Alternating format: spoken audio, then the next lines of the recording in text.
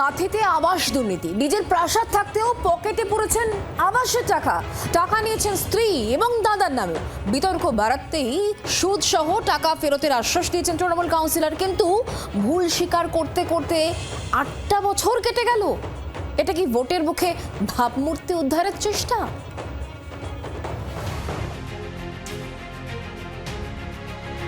এই বাড়ির ঠিকানা পূর্ব মেদিনীপুরের কাঁথি পুরসভার 21 নম্বর ওয়ার্ড।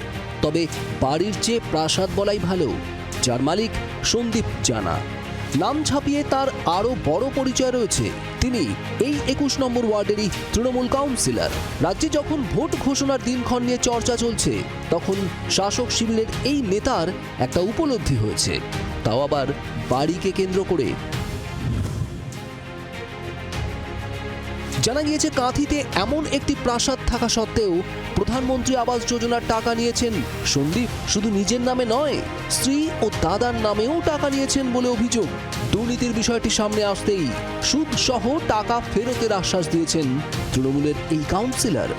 আমি বাড়ি করেছি 2008 সালে, 8-9 হবে, পৌরসভা প্ল্যান মাফিক আমি বাড়ি করেছি। পরবর্তীকালে বাড়িকে আমি যখন আবার রিমডেলিং করি, সেখানেও আমি রিভিশন প্ল্যান পৌরসভা থেকে করি। যেহেতু আমি নিজে বাড়ি করেছি, বাড়ি করা সক্ষম হয়েছি, আমার বিবেকে লেগেছে যে আবাস যোজনা বাড়ি সাধারণ মানুষের বাড়ি আমার লওয়া সম্ভব নয়, যার জন্য আমি সেটাকে রিফান্ডের জন্য আমি আবেদন করেছি। 2018 সালে যে সময়ে দুর্নীতি হয়েছিল বলে অভিযোগ, তখন কাঁথি পুরসভার চেয়ারম্যান ছিলেন শুভেন্দু অধিকারীর ভাই সৌমেন্দু। ফুল বদলের পর যিনি বর্তমানে কাঁথির সাংসদ। তাই বিজেপি যখন আবাস দুর্নীতির অভিযোগ তুলে সরব, তখন 8 বছর আগের পরিস্থিতি মনে করিয়ে দিচ্ছেন বর্তমান পুরপ্রধান সুপ্রকাশ গিরি। তৃণমূলের নেতা মন্ত্রী থেকে শুরু করে একদম নিচের স্তর পর্যন্ত তারা ভাবছে যে 2026-এ বাংলায় আর মমতা ব্যানার্জি ক্ষমতায় আসবেন না, তৃণমূলের বিসর্জন হবে।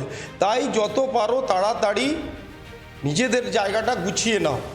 তো সেভাবেই চলছে রাজ্য জুড়ে সেই দুর্নীতির সঙ্গে একই ধারা এখানেও চলছে। আপনাদের দলেই তো সৌমেন্দু অধিকারী আছে, সৌমেন্দুবাবুকে জিজ্ঞেস করুন যে কী করে অ্যালটমেন্টটা হলো। কেন এটা তো এককালীন টাকা হয় না, টাকাটা ধাপে ধাপে দেওয়া হয়। যেরম যেরম ঘর করবেন সেরম টাকা পাবেন, যতটা তুলবেন ততটা, যেরম আবাস যোজনার নিয়ম আছে। তো স্বাভাবিক কারণে তিনি যদি ঘর না করে থাকেন, তাহলে টাকাটা পেয়ে গেলেন কী করে।